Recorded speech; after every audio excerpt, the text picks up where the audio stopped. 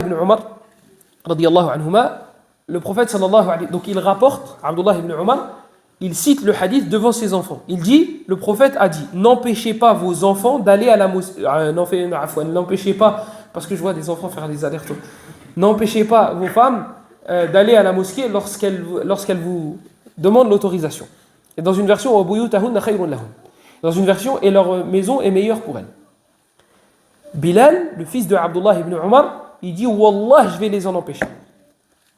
Bilal, radiyallahu anhu, c'est un croyant. Lui, il ne veut pas contredire le hadith du prophète sallallahu alayhi wa sallam. Là, il faut comprendre, il y a un sous-entendu. Lui, jamais de la vie, il va se dire, ah, le prophète a dit ça, ah bah je vais faire l'inverse. Non. Lui, il y a un sous-entendu.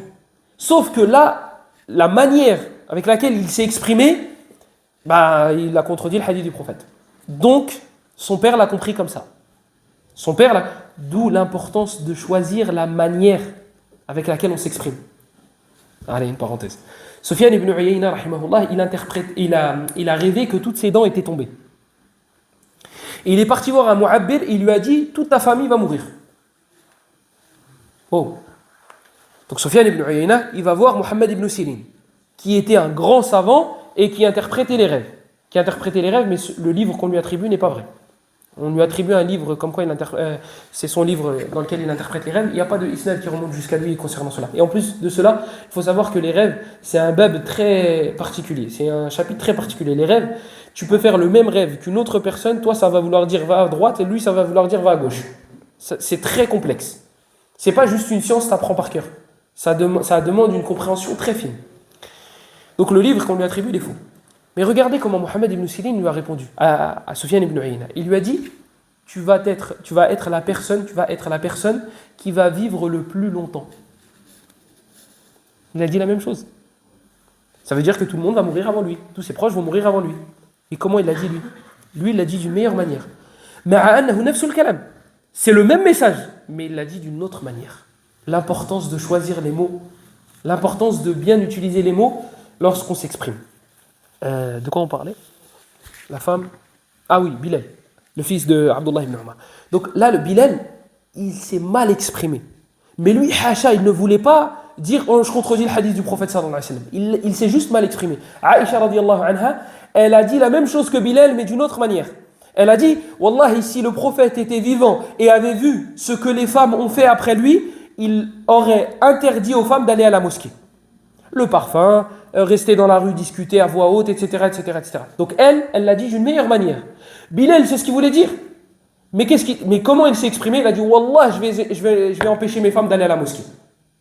Moi, je viens de te dire, le prophète a dit n'empêchez pas vos femmes d'aller à la mosquée lorsqu'elles vous demandent l'autorisation. Toi, tu me dis Wallah, je vais les en empêcher. Comment je vais comprendre la chose? Je vais comprendre la chose de cette manière-là. C'est comme certaines personnes, elles vont te dire une phrase très méchante. Après, tu vas te dire fais gaffe à comment tu me parles, ou tu vas répondre d'une manière un petit peu plus violente, et tu te dis, il pense du bien de moi. Non, toi, exprime-toi correctement.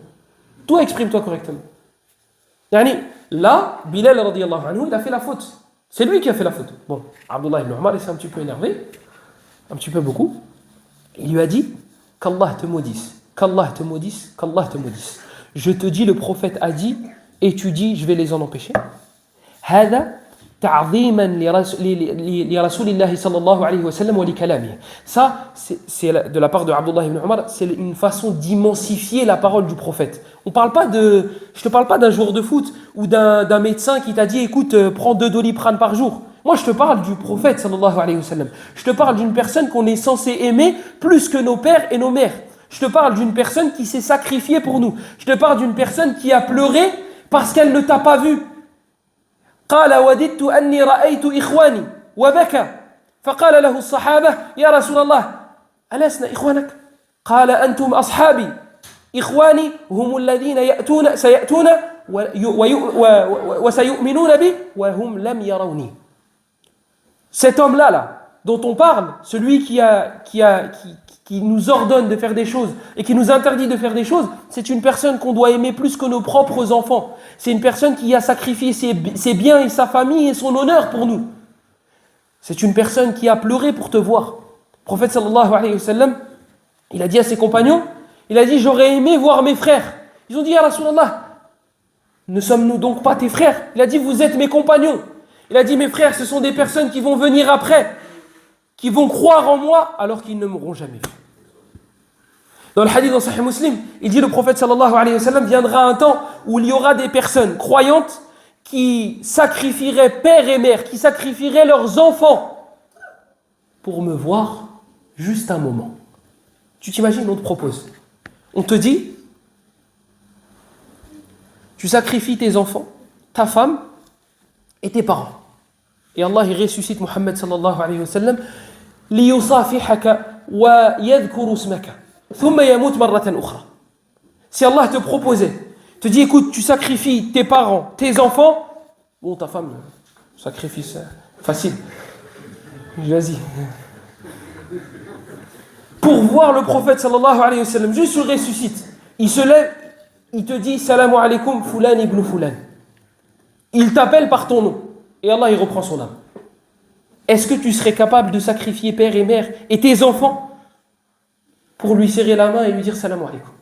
Eh bien le prophète il te dit, il y aura des gens qui m'aimeront tellement qu'un jour ils feront ça. Il y a certaines personnes qui accepteront de faire ça juste pour me voir ne serait-ce qu'un moment.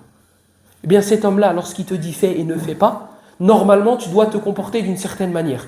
Et si tu veux pas faire parce que tes passions prennent le dessus, tais-toi. Tais-toi. Fais la chose. Fais ce qui est haram, mais tais-toi. Ne dis pas je ne fais pas. Et alors?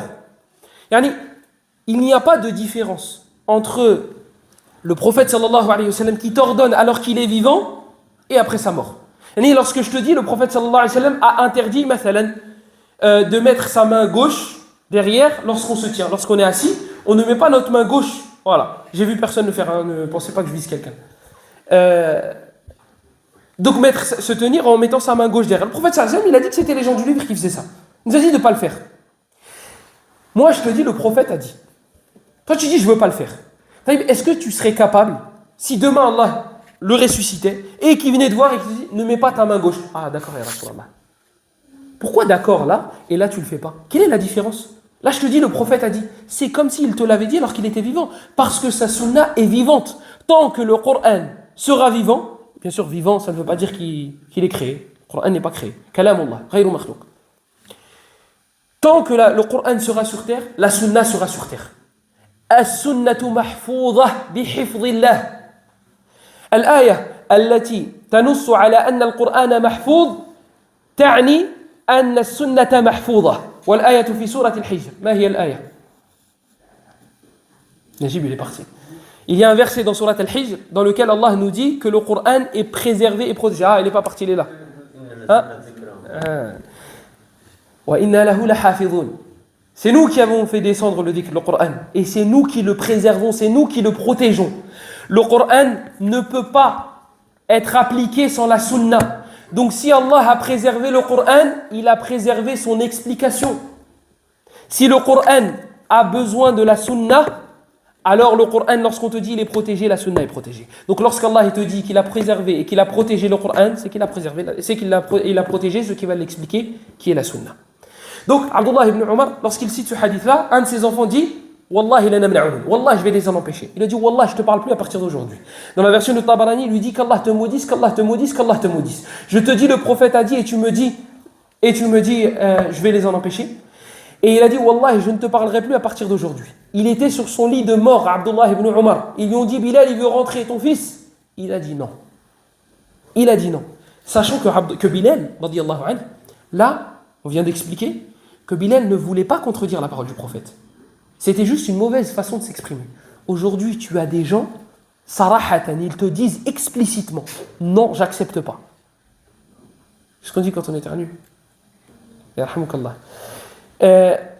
Là, il y a des gens explicitement, ils te disent non, je prends pas le hadith. Je veux pas, le prophète, il a dit oui, mais je fais pas. Si Abdullah ibn Umar, il a dit à cette personne-là, la'anakallah, la'anakallah, la'anakallah, alors que c'est son fils, qu'est-ce qu'on devrait lui dire? Ne maudissez personne. Je n'appelle pas à maudire les gens, même s'il y a certaines personnes qui méritent. Donc le hadith d'Abdullah ibn Umar, on va finir avec celui-là, Inch'Allah, comme je vous avais dit.